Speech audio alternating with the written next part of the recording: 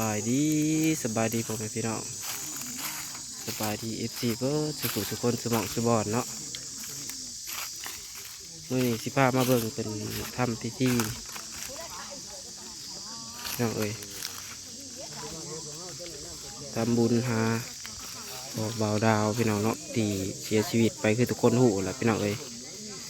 นี่ก็เป็นบอนที่เพิ่นจองไว้พี่น้องก่อนเพิ่นเสียชีวิตเนาะก็คือเพิ่นอยากมาอยู่ใต้ต้นไม้ต้นนี้พี่น้องเอ้ยเนาะต้นบกพี่น้องเอ้ยในดอนหน้าเพิ่นเองเนาะเพิ่นเคยสั่งล่าไว้พี่น้องเนาะว่าอยากมาอยู่นี้พี่น้องเอ้ยตามที่เราได้ยินมาเนาะทางลูกเต่าเพิ่นก็จัดให้พี่น้องเอ้ย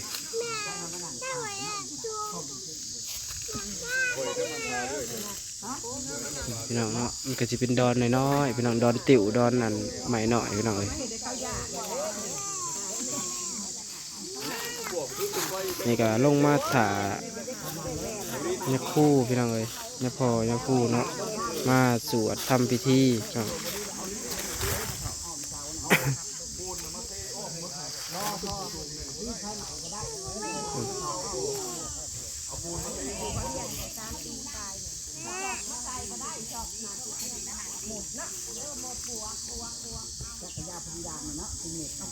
ภาพบรรยากาศตอนนี้ก็คนกับจิบลายบันไดพี่น้องเลยเนาะ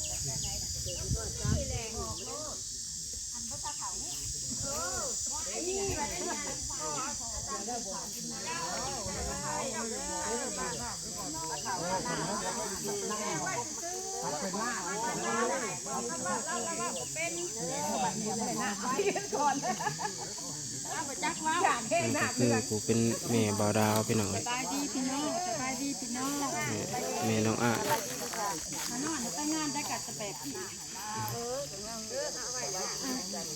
จ้าตัวนี้ว่าคุณทำหมด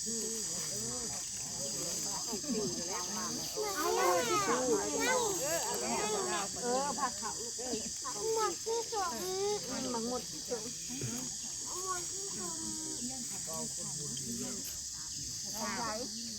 ไปถงน้ำเป็นตัวโจ๊กเบ็ดเอามาใจ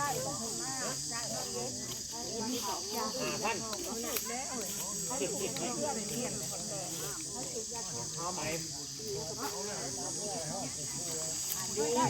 บ่าวดาวเนาะเป็นหน้านะก็เป็นพี่น้องตอนนี้ก็รอแต่ไม่พอไม่คู่แหละพี่น้องเนาะ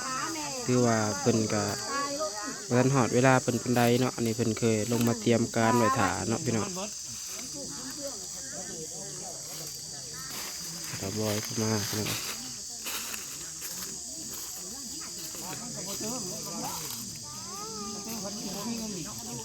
นาะตอนนี้เป็นการ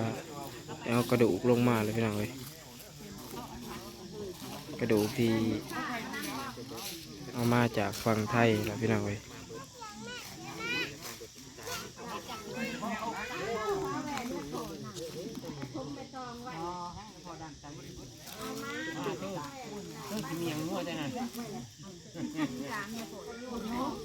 เราว่าตาเงินได้กันหลับมีเรือมาเลยเดี๋ยวจะเอามาเนี่ยพอเรามาแล้วแล้วแต่ลายพี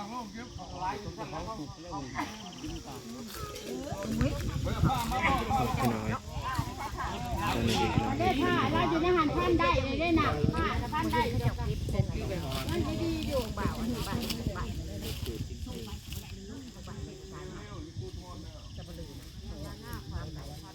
คือต้องเอาสิบ2เอาส่วนหนึ่งพี่น้อย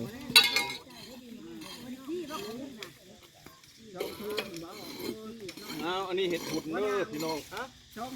วิธีการอยู่ในผ่าข้าวก็มีเห็ดเป็นหุบข้นนะวะ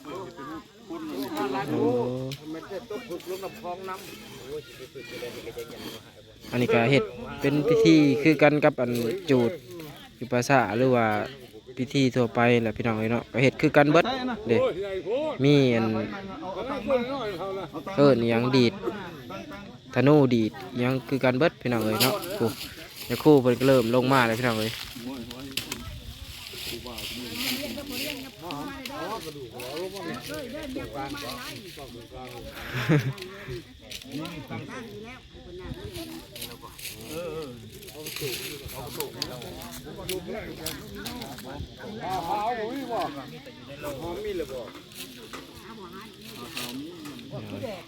ก่อนเป็นจองก่อนเป็นอยากมาอยู่ก็ได้พี่น้อง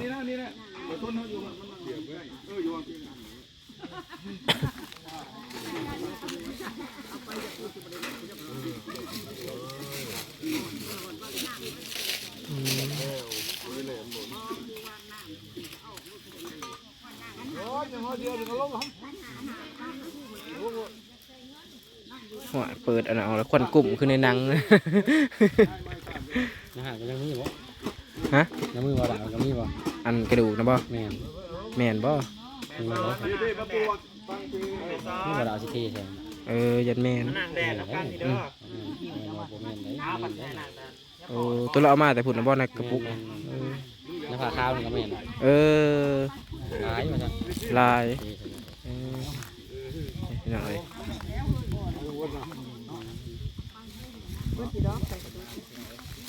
เป็นทีเท่ร่วมกันเบิดได้บัดนี้เนาะ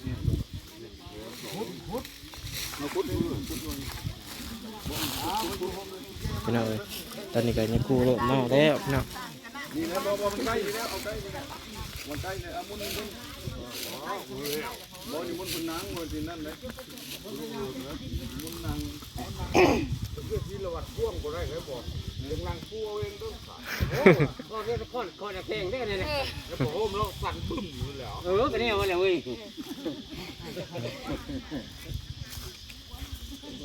บ่เที่ยงเพิ่นกันน่ะ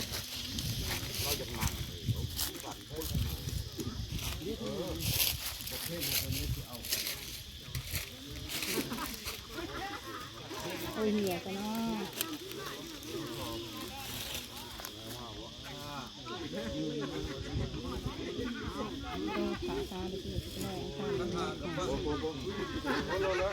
เพิ่นคือแยกมาหลายส่วนนั่นน่ะเป็นพิธีบ่หรือว่าอะไรเนาะ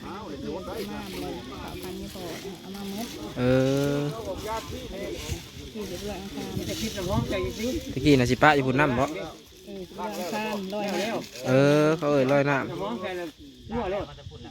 โอ้ยมันยังนั่นนี่ก็มาจิบใจกันแล้ว ฉีดใส่เอาฉีดใส่เอา ใช่แล้วเอาใส่กันนี้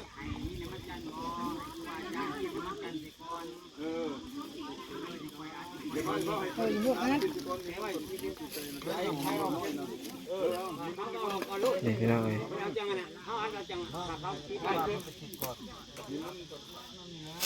น้ำอกกระซองหลอด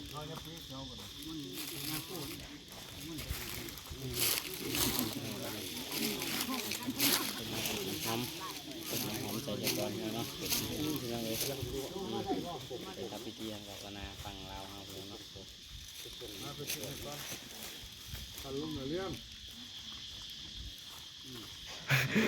สั่นขี้คุณกวงใส่ยัง ว่าที่อยู่แล้วเนาะไม่ไล่ลายของที่อยู่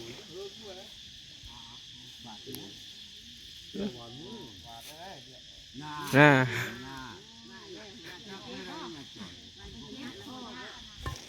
ตั้งไล่ลายอยู่ อยู่แก้วอยู่ในอื่นที่ยาจอยแก้วก็อยู่เลยอยู่ในอื่นเลยสิ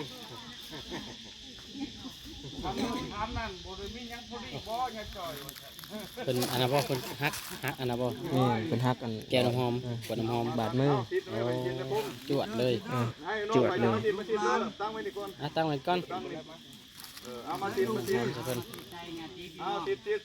คุณหยอด2หยอดนะ เอาน้ำหอมมาจุ่มเย็นอยู่ดีไม่แห้งซาสารว่างสวยไปเกิดไปนี่เป็นคนข่าวนะไปเป็นคนนำเลยให้ข่าวจุ่ม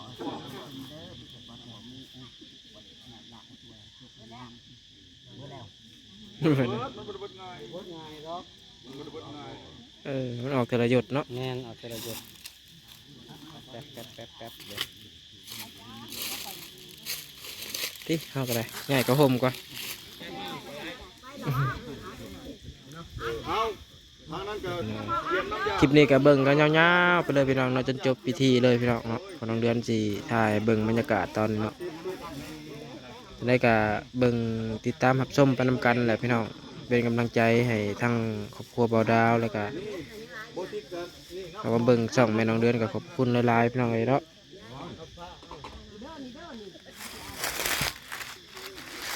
แล้วก็มีแต่ห้องห้อยหมักกระบกพี่น้องเลย อ้าวบ่คักกันเลยโอ้งัวมาตีกล้วยมาตีผู้ดีโอ้ยยังสิอัดอยู่ ยังสิตะนางตะข่ายเหลี่ยมนะมาออกตะข่ายเหลี่ยมตะข่ายไปอีกเอาข้อหนึ่งมาไว้นี่สั่นน้ำสีแจงละพ่อลูก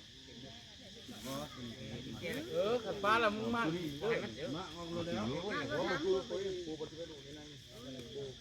มันมี2 อันเพิ่นว่าให้มากที่อันหนึงพี่น้องเลยเพราะว่า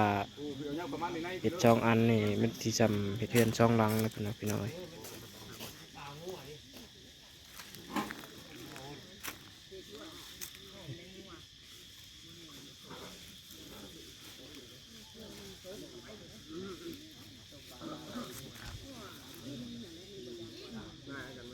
แล้วก็จะเป็นพิธีแล้วก็สิสูตรเลยพี่น้องเลย โอ้ตะกี้ไปสวรรค์วันนี้ขึ้นสวรรค์เนี่ยวันนี้นะ เห็ดแหวดีดขึ้นแล้วพี่น้องเลย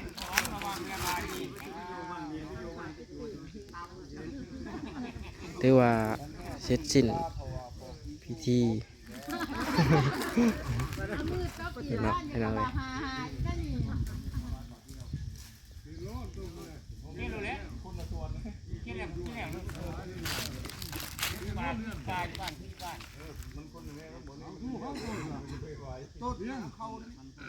เอาเดียวจู้แล้วเด้อเห็นเขาแล้ว เอาเกียร์มาพออย่าน้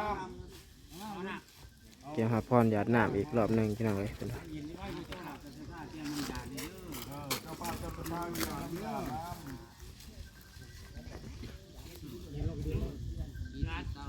ร้านโน่นแล้วเฮ้ยเงินโน่นนั่น บนพันอยูกับเที่ยวปลาจิกหน่อยพี่น้องเลยปลาเห็ดปวกสัมมาสั่น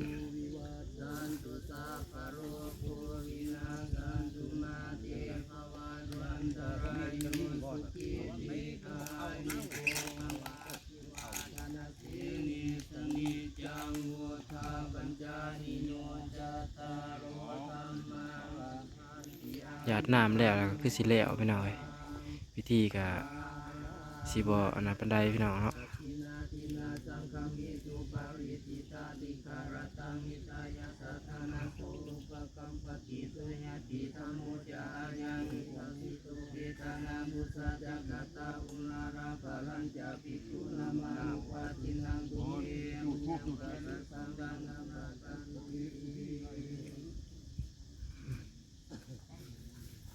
เนี่ยพี่น้องเลย ำอ้าวหมอเข็มมาโจมขึ้นเข็มเลยไอ้เอ้น้องเทียนไปเด้อโอ้ยเทียนกันทูบนี่ใต้นี่ให้เจ้าใต้บ่อไผ่พวกทุกคนต่อประตูคุณญาติพี่น้อง โจมขึ้นพี่น้องโจมขึ้นเฮือนเป็น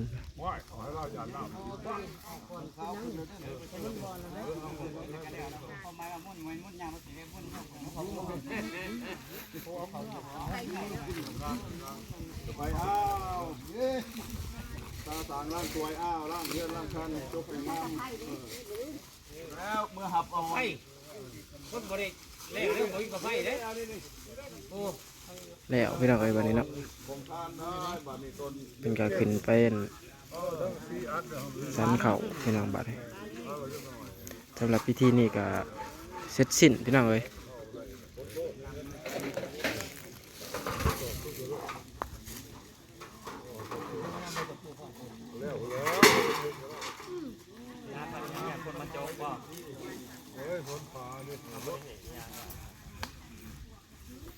สำหรับคลิปนี้ก็สิได้ลาแล้วพี่น้องสำหรับพิธีนี้เป็นก็จบสิ้นเป็นที่เรียบร้อยแล้วเนาะ